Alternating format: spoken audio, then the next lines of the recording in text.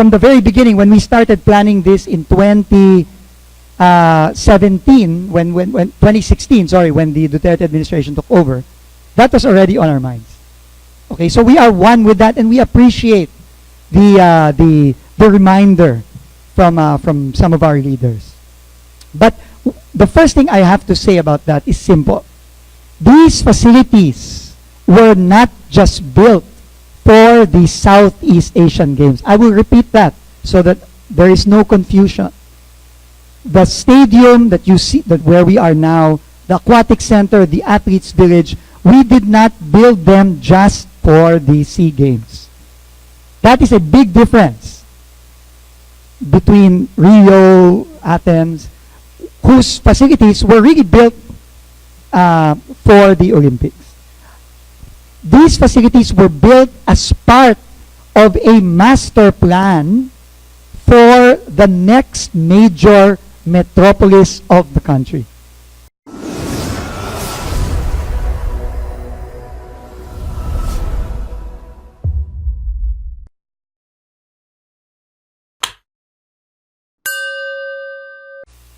You know, if you'll just allow me to go back to 2016, when the president was campaigning.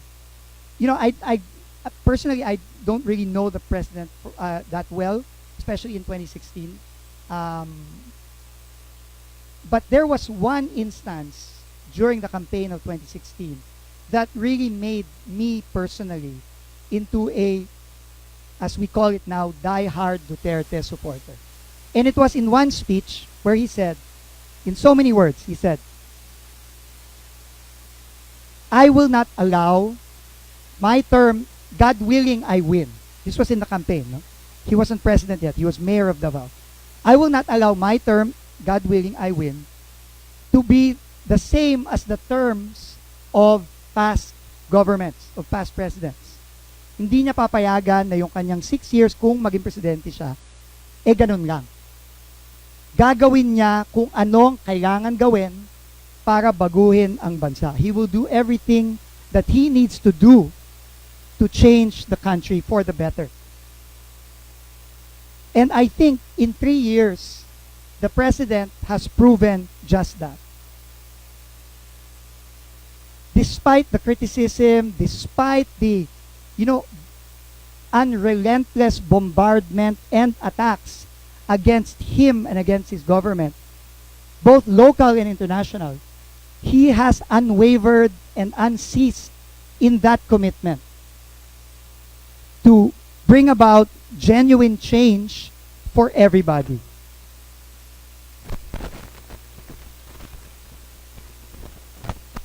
And to us in the team of the president, this is what gives us strength.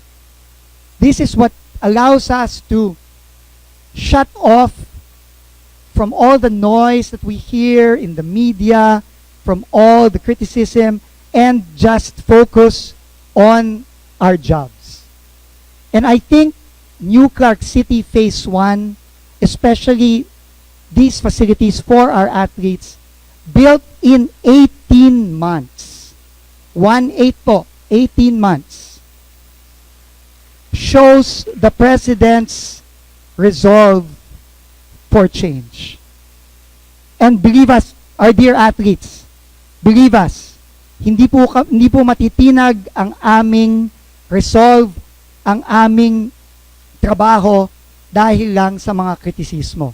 And this is only the beginning. This is only the beginning. Umpisa pa lang po ito. Kaya po, alam nyo, sana po ang pakiusap ko po sa ating atleta, takpan nyo na lang po ang inyong mga tenga at mag-focus na lang po kayo sa training. Dahil yun po ang inaasa ng buong bansa na nasa likod ninyo. Ang presidente po natin ay mahal na mahal po kayo at nasa likod nyo po siya. At hindi po kami titigil. Hindi po kami titigil. In the next few years, you will see other sports facilities coming up in New Clark City for you and for the Filipino people. Alam niyo po, napag-usapan po natin ang sports facilities, no? Sino po yung mga athletics natin dito? Ito po, alam niyo po, and to our friends in the media, our athletics team has been living in New Clark City since the beginning of September. They have lived here, even when some facilities were not yet finished.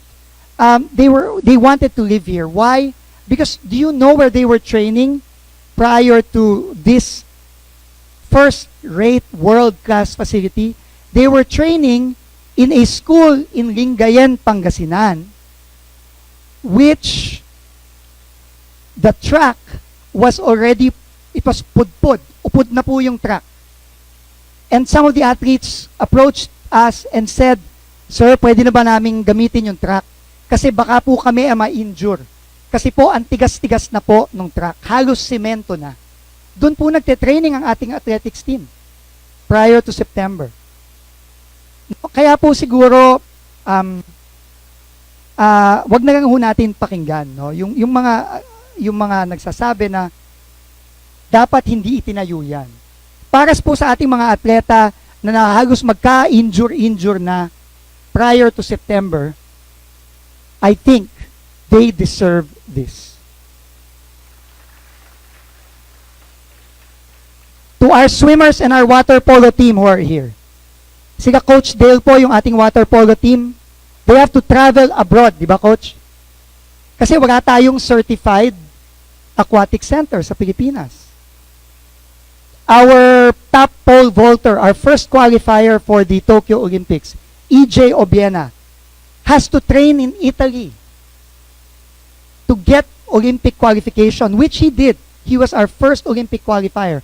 Why does he have to train in Italy? It's simple. Because we don't have the facilities here in the country for him to. You think our athletes want to go abroad and train there? No, of course not. They want to train here. No, but we don't have the facilities. Unfortunately, decades of neglect po. But now, under the leadership of our president, we finally have them. So, ano lang po, no? I think we should think about it in that way. No, and finally,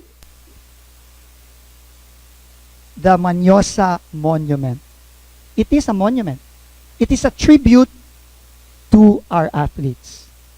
Don't you think they deserve it? Decades of neglect. It's a tribute. It's a tribute to them. You go all over the world. They tribute there are tributes to soldiers. There are tributes to athletes. There are tributes to heroes. Aren't our athletes heroes? Both present and future? They are, and they deserve a tribute. And that is what that is. It's not, I'm sorry, it's not a caldero. It's not a caldero. National artists don't build calderos. They don't design calderos. They design monuments. They design tributes. They design tributes to inspire our people, to inspire our athletes, present and future. That's what monuments are for. And the impact, the effect of these monuments, sorry to say, to critics, that is priceless. You cannot put a price tag on inspiring present and future athletes. There is no price for that. We can argue about how much it costs, how much the 300-meter underground gas cable costs in order to ensure that it's safe. We can argue about that. But we cannot argue about building monuments for our athletes. Let's not argue about that. They deserve it. Years, decades of neglect, they deserve it. Before I go into details, I just want to address that very squarely, very directly. I know where the question is coming from, and believe me, the last thing that this government will ever allow is for all these facilities to end up as white elephants. Believe me, before some people have shown the facilities in Athens and Rio and all the other Olympic facilities that ended up that way, from the very beginning, when we started planning this in 2017, when 2016, sorry, when the Duterte administration took over, that was already on our minds. Okay, so we are one with that, and we appreciate the reminder from some of our leaders. But the first thing I have to say about that is simple. These facilities were not just built for the Southeast Asian Games. I will repeat that so that there is no confusion.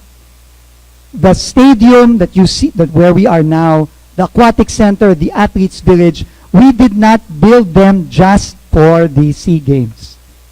That is a big difference between Rio, Athens, whose facilities were really built for the Olympics. These facilities were built as part of a master plan for the next major metropolis of the country. Okay? Sometimes it's hard for us to think about those big things because we haven't really built anything this massive in decades. But the planners of New Clark City, which was formerly called Clark Green City, actually started during the Pinoy administration. This idea of building a new city is a fantastic idea. It's probably one of the best ideas that has come out from the government. It came during the Pinoy administration. That is true. Mayor Ray Katakutan is here. He is one of the closest mayors to President Aquino. He is here. He's the mayor of Capas. Tama ba ako, Mayor? Di ba? Pinagano ang Clark Green City nung nakaraang administrasyon. But, as a testament to the kind of leader President Duterte is, what did President Duterte do in 2016 when he took over? Did he politicize the project because it came from the previous government and in the district, the former district of the former president? By the way, Congressman Noel Villanueva is here. But before he took over, the congressman in this district was former President. It was also President Noynoy Aquino for a time.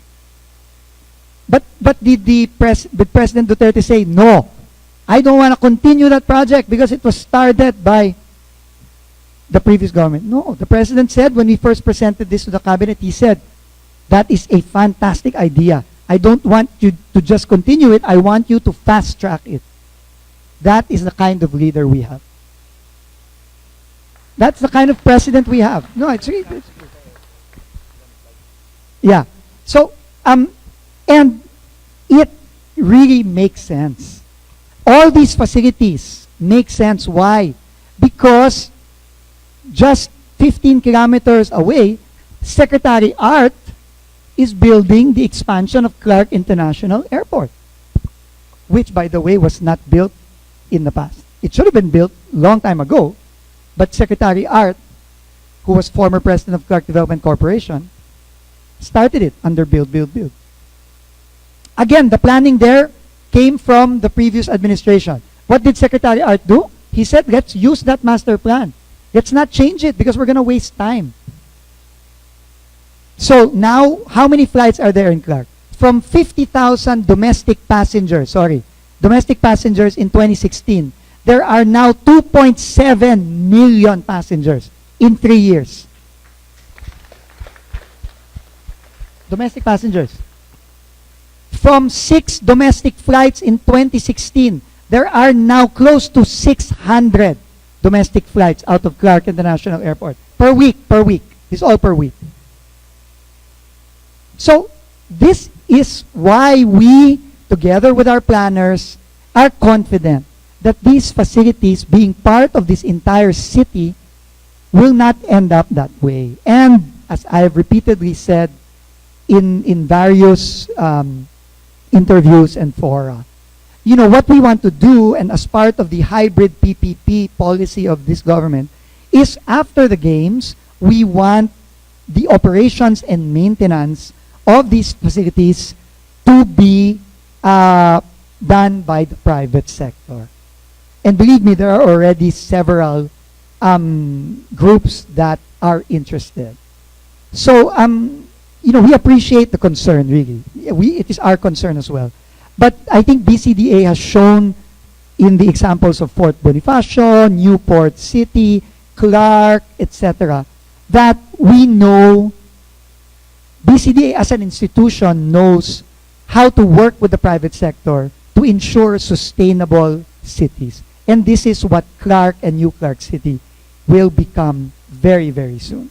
So with that po, I just want to thank our President. Without him, none of this is possible. Without his will, without his boldness, without him not caring about what anybody says, none of this is possible. And I want to thank our House Speaker, Speaker Alan Cayetano, Senator Bongo, who made the SEA Games possible. Without them, we would not have the SEA Games today, and we would not have these facilities today for our athletes. So with that po, welcome again to New Clark City. Welcome to the Athletic Stadium. And again, thank you to our athletes. We love you. Thank you so much for everything.